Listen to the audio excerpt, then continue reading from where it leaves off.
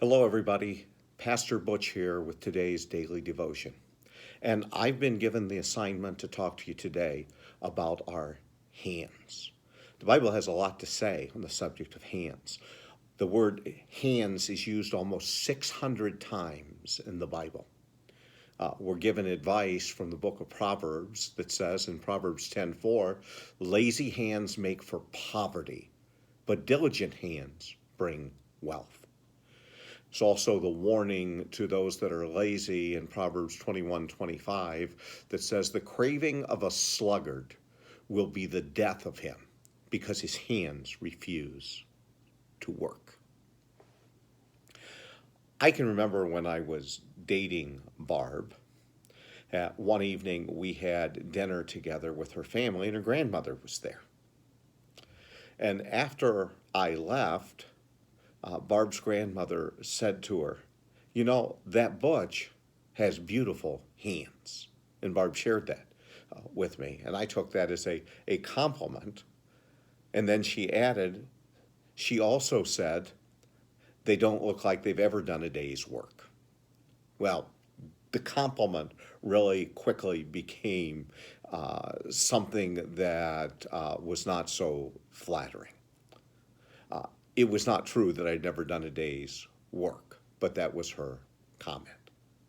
Our hands, they can be used for good or they can be used for evil. We're warned in the Bible in Matthew 18:8. If your hand or your foot causes you to stumble, cut it off and throw it away. It is better for you to enter life maimed or crippled than to have 2 hands or 2 feet and to be thrown into eternal fire. So if our hands are going to cause us to offend, we would be better off to cut them off.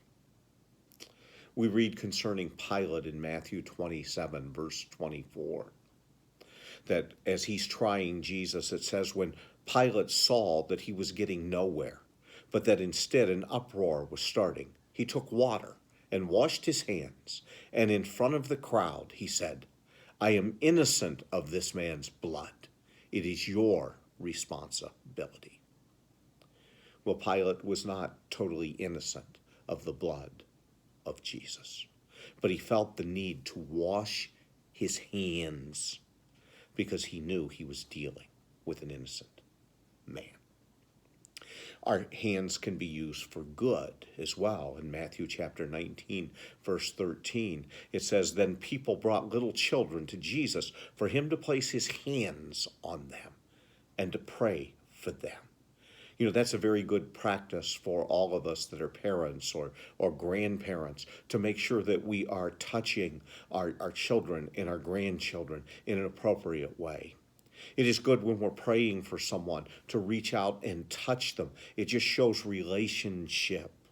Even when elders are appointed and we have a ceremony where we lay our hands upon them and pray for them, or when we're sending off a missions team, we do that. We are signifying by the laying of our hands on them that we identify with them, and that as we go, we go. But as they go, we go with them.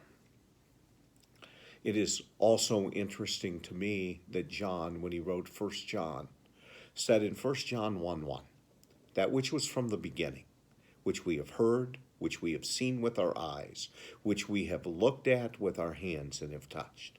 This we proclaim concerning the word of life. John could proclaim the truth about Jesus because he had actually touched him. Jesus was 100% man, 100% God as well, but 100% man. And John, as he spoke, as he was refuting the Gnostic error that would say that the body was evil, he says, we touched him. So each of us have a choice for this day. How will we use our hands? Will we use them for good, or will we use them for evil? Let's make sure that each of us uses our hands for good so that we can bring praise to our God.